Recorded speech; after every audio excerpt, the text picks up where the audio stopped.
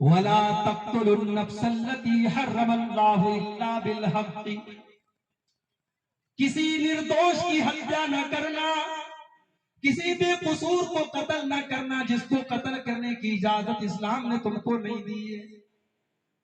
فلسطین کا معاملہ چل رہا ہے، ہمیں معلوم نہیں اندر کون کون سی باتیں، کہنے والے تو یہ بھی کہتے ہیں کہ حماس نام کی جو ایک تنظیم آرگنائزیشن ہے، یہ سال دو سال میں ایک حملہ کر دی اسرائیل کے اوپر۔ اسرائیل حماس کے مقابلے میں بہت زیادہ پاورفل ہے، یہ دو چار راکٹ چھوڑ کر کے ان کے 10-20 لوگوں کو مارتے ہیں، پھر ادھر سے میزائلوں کی بمباری ہوتی ہے اور بے قصور فلسطینی مارے جاتے ہیں۔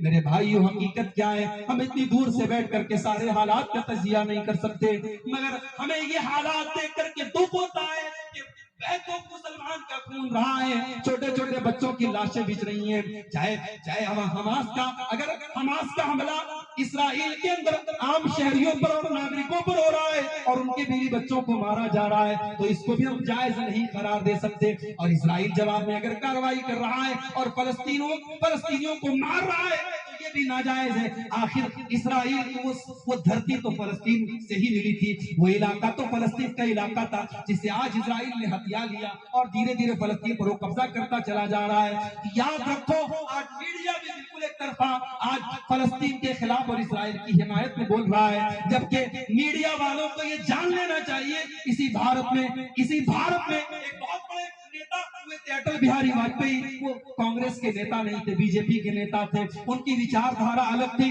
انہوں نے اس دور میں ایک بیان دیا تھا جو بہت وائرل ہو رہا ہے، انہوں نے کہا تھا کہ بھارت فلسطین کے ساتھ کھڑا ہے اور بھارت کا یہ ماننا ہے کہ فلسطینیوں کو ان کا حق ملنا چاہیے۔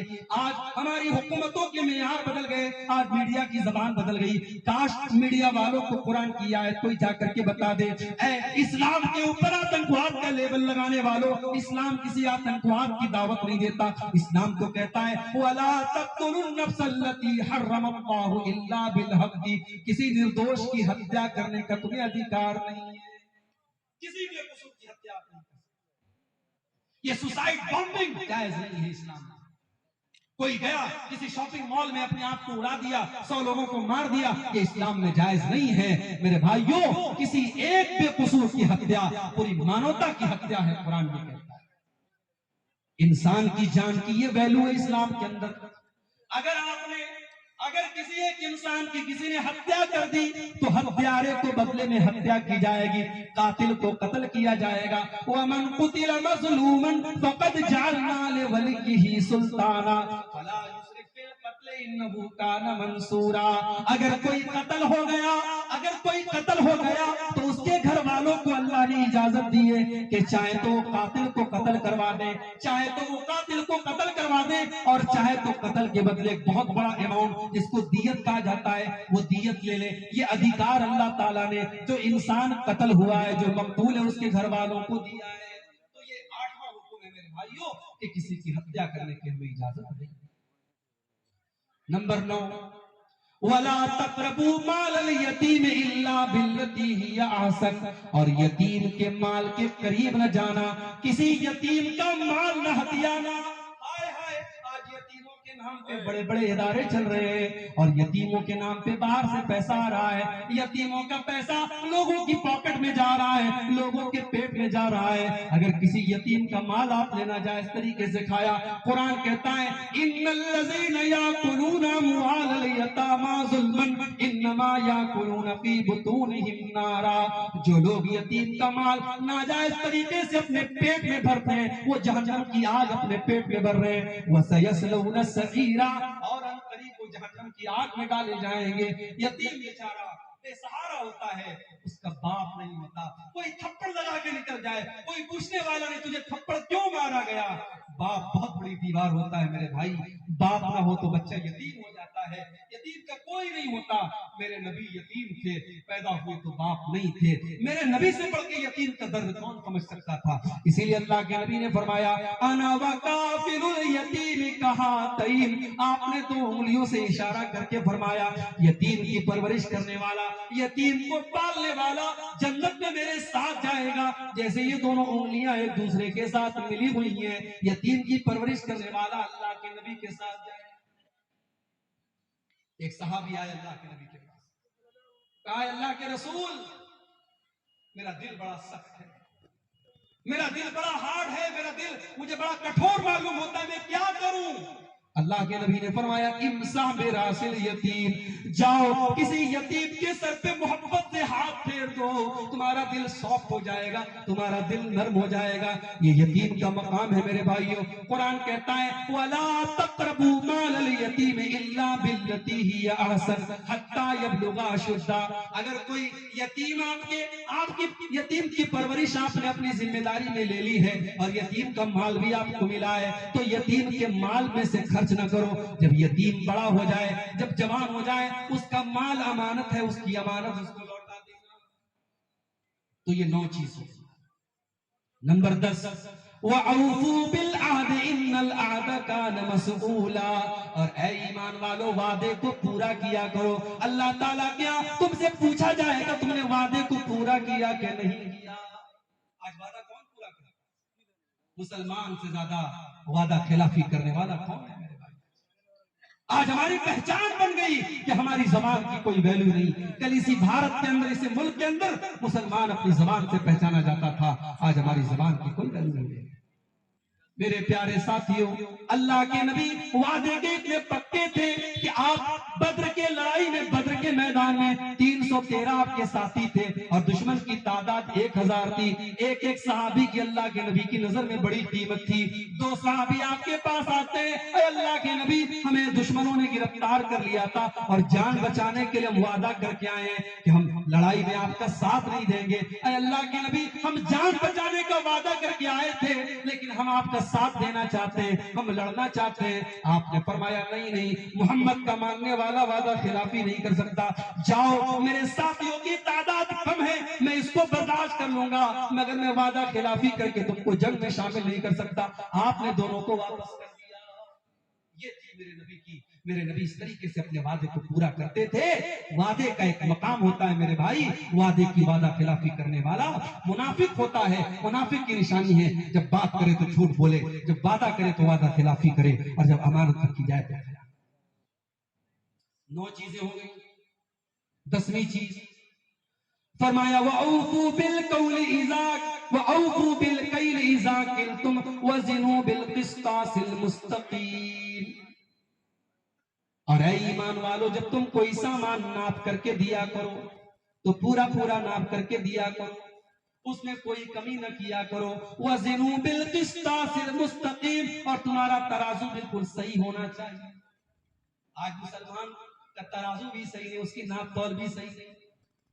آج کتنے آن لائن جوا کے ایپ آ رہے ہیں، ہمارا نوجوان جوا کھیل رہا ہے، کوئی کرکٹ پہ جوا لگا رہا ہے، کوئی فٹ بال پہ جوا لگا رہا ہے، کوئی ٹینس پہ جوا لگا رہا ہے۔ اب تو آن لائن جوا کھیلا جا رہا ہے اور یہ جوا اس کو اتنا گلیمرائز کر دیا گیا، بڑے بڑے فلمی ایکٹر اس کا ایڈ کرتے ہیں۔ نوجوان دیکھ کر کے سوچتا ہے یار اتنے بڑے بڑے کھلاڑی ایڈ کر رہے تو صحیح ہوگا اور فوراً اس میں پیسہ لگاتا ہے۔ کتنے مسلمان نوجوانوں نے کروڑوں روپے برباد کر دیے۔ ہمارے یوپی کے اندر مئو ایک جگہ ہے، مئو کا ایک نوجوان سوسائڈ کر لیتا ہے اسی جوئے کی لت میں آ کر کے۔ میرے بھائیوں جوا چاہے تاش کے پتوں سے کھیلا جائے، چاہے سٹے بازی کے ذریعے کھیلا جائے، چاہے آن لائن ایپ کے ذریعے کھیلا جائے، جوا حرام ہے، ناجائز ہے، اس کی کمائی ناجائز ہے۔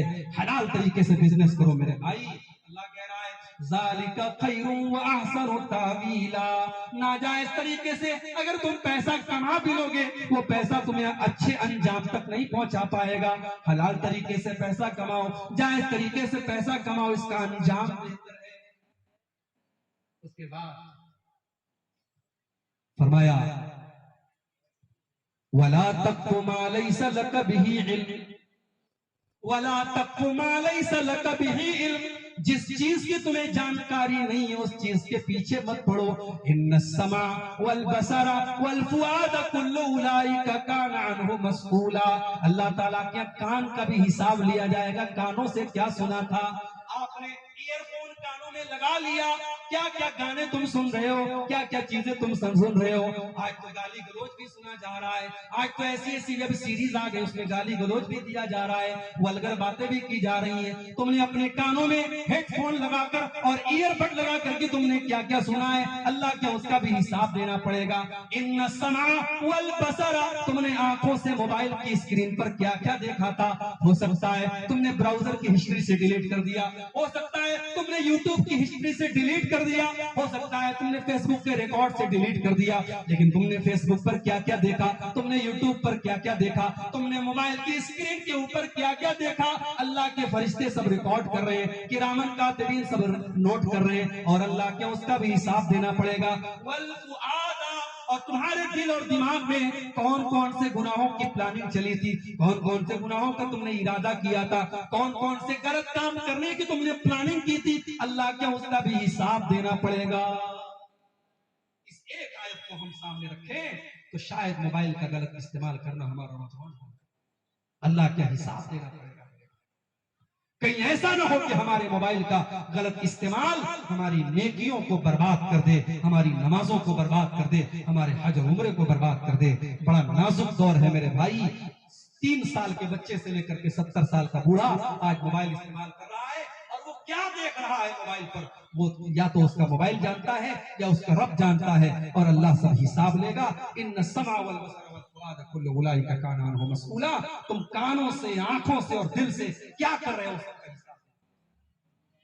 نمبر 14، وَلَا تَمْشِ فِي الْأَرْضِ مَرَحًا، اور زمین میں تم اکڑ کر کے نہ چلا کرو. زمین میں تم اہنکار کے ساتھ، غرور کے ساتھ اور تکبر کے ساتھ نہ چلا کرو. إِنَّكَ لَن تَخْرِقَ الْأَرْضَ، تم زمین کو پھاڑ نہیں سکتے. وَلَن تَبْلُغَ الْجِبَالَ طُولًا، اور پہاڑ کے اوپر تم چڑھ نہیں سکتے. تم تکبر کس بات کا کرتے ہو، تم گھمنڈ کس بات کا کرتے ہو. جتنا بھی پیسہ کما لو، جتنا بھی نام کما لو، ہو تو تم مٹی سے پیدا ہوئے، ہو تو تم ایک حقیر پانی کے قطرے سے پیدا مخلوق ہو، تم انسان ہو. تمہیں تکبر زیب نہیں دیتا، تمہیں غرور اور گھمنڈ سوٹ نہیں کرتا. تم تکبر نہ کرنا، اکڑ کر کے نہ چلنا. اللہ کو کوئی گھمنڈی پسند نہیں، کوئی تکبر کرنے والا پسند نہیں ہے. یہ 14 باتیں اللہ نے بیان کی، اور 14 باتیں بیان کرنے کے بعد اللہ نے فرمایا کل ذالک کان سیئہ عند ربک مکروہا. میرے بندو، یہ 14 باتیں میں نے بیان کر دی ہیں. اس میں جو غلط باتیں ہیں، اس میں جن باتوں سے تم کو منع کیا گیا ہے، وہ اللہ تعالیٰ کو بہت زیادہ ناپسند ہے، ان سے بچ کر کے رہنا. ذالک مما اوحا الیک ربک من الحکمہ، اے نبی یہ حکمت کی باتیں ہیں جو آپ کا رب آپ کو بتا رہا ہے. ولا تجعل مع اللہ الہا آخر، اور اے نبی 15ویں نصیحت یہ ہے، 15واں حکم یہ ہے کہ آپ اللہ کے ساتھ، اے قرآن پڑھنے والے، تو اللہ کے ساتھ کسی اور کو شریک مت کرنا. وَلَا تَجْعَلْ مَعَ اللَّهِ إِلَٰهًا آخَرَ فَتُلْقَىٰ فِي جَهَنَّمَ مَلُومًا مَدْحُورًا. تو اللہ کے ساتھ کسی کو شریک نہ کرنا، ورنہ جہنم کے اندر ڈال دیا جائے گا. پہلی نصیحت بھی یہی تھی کہ شرک مت کرنا، اور 15ویں نصیحت بھی یہی ہے کہ شرک مت کرنا. مطلب یہ ہوا کہ ہماری زندگی میں بھی توحید رہنی چاہیے، اور مرتے دم تک توحید رہنی چاہیے. ہمارا خاتمہ بھی توحید پر ہونا چاہیے. ساری زندگی ہم توحید پر رہے، اور خاتمے کے ٹائم اگر ہم نے شرک کر دیا تو ہم برباد ہو جائیں گے. اس لیے پہلی نصیحت بھی یہ تھی کہ اللہ کے ساتھ کسی کو شریک مت کرنا، اور 15ویں نصیحت بھی یہ ہے کہ اللہ کے ساتھ کسی کو شریک مت کرنا. تو میرے بھائیوں، یہ سورہ بنی اسرائیل کی آیت نمبر 23 سے لے کر کے 39 تک ٹوٹل 17 آیتیں میں نے آپ کے سامنے پڑھی ہیں، اور ان 17 آیتوں کی روشنی میں 15 نصیحتیں میں نے آپ کے سامنے بیان کی ہیں. میں امید کرتا ہوں ان 15 نصیحتوں پر ہم سب عمل کرنے کی کوشش کریں گے.